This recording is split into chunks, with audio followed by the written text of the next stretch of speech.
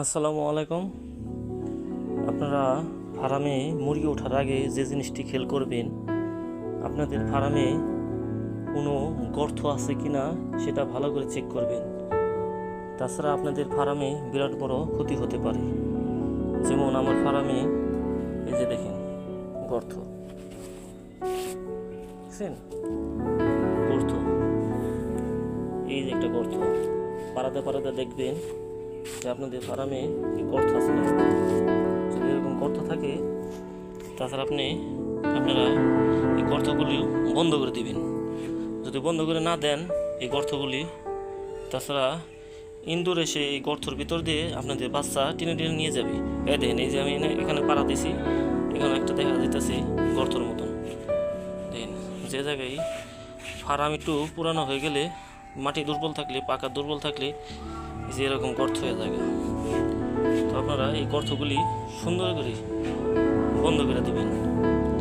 তাছাড়া বাচ্চা ওঠানোর পর কি হয়, বাচ্চা টেনে নিয়ে যায়, দেখছেন? এরকম গর্তগুলি আপনারা ফার্মের গর্তগুলি বন্ধ করে দেবেন।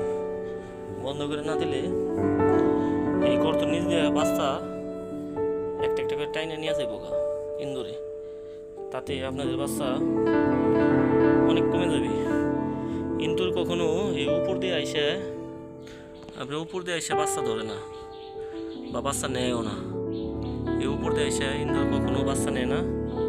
তো এরকম মাটির নিচে ওরা গর্ত করে, যেখানে একটু গর্তটা বিটিটা একটু দুর্বল হয়ে জায়গা, ওই জায়গায় ওরা কি করে, গর্ত করে খুঁজে ওরা নিচে থেকে টান দেয় না, ওরা উপরে থেকে কখনো ইন্দুরে বাচ্চা ধরে না। তো এই জিনিসটা খেয়াল করবেন। আমি কালকে বাচ্চা উঠাবো, তো আমি এখনই এই গর্তগুলি বন্ধ করে দিব, যাতে ইন্দুর বাচ্চা না নিতে পারে। এই যে এখানেও দেখি, এখানে একটু নরম লাগলো ফার্মের, দেখি এখানে কি গর্ত আছে কিনা চেক করি। এরকম চেক করবেন। হ্যাঁ, এই যে এখানেও একটা গর্ত দেখেন। আমার ফার্মের বয়স হয়ে গেছে 7 বছর। তো পাকাটা একটু দুর্বল হয়ে গেছে। যাদের এরকম পুরানো ফার্ম আছে তারা চেক করবেন অবশ্যই। দেখেন কতগুলি গর্ত পেলাম আজকে। আমার এক সেটে বাচ্চা উঠেছি, প্রায় 100 বাচ্চা ইন্দুরে নিয়ে গেছে টাইনে। বাচ্চা মরে নাই, অথচ ইন্দুরে 100 বাচ্চা নিয়ে গেছে গা। তো আপনার বাচ্চা ওঠানোর আগে এগুলি খেয়াল করবেন, তাড়াহুড়া করবেন না। তাড়াহুড়া করে কোনো কাজ করা ভালো না। তো আমি গর্তগুলি এখনই বন্ধ করে দেব। হাত দিয়ে এরকম চাইতে, এই যে দেখেন আমি ডালাই বানিয়েছি, ডালাই দিয়ে বন্ধ করে দিবেন। শুধু বালি দিবেন না, ডালাই করে দিবেন। খোয়াতে ডালাই করে দিলে তাতে কি হয়, ইন্দুর আর দর করতে পারবো না এই জায়গায়।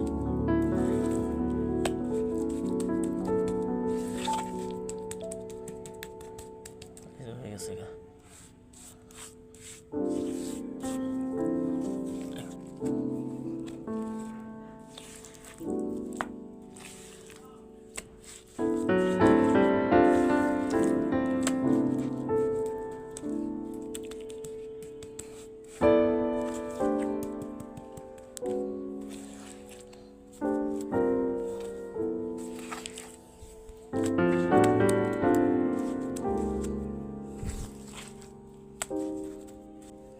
সুন্দর করে যাইতে হাত দিয়ে আপনার সব দরগুলি বন্ধ করে দিবেন, যাতে ইন্দুরের ঘরটা মোটামুটি সুন্দরভাবে বন্ধ হয়ে যায়।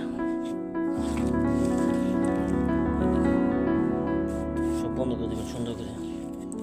ভুলেও আপনারা এই দরগুলি করে খোলা রাখবেন না, কারণ আমার অভিজ্ঞতা থেকে আমি বলতেছি। আমি 7 বছর ধরে আমার এই ফার্ম রানিং। তো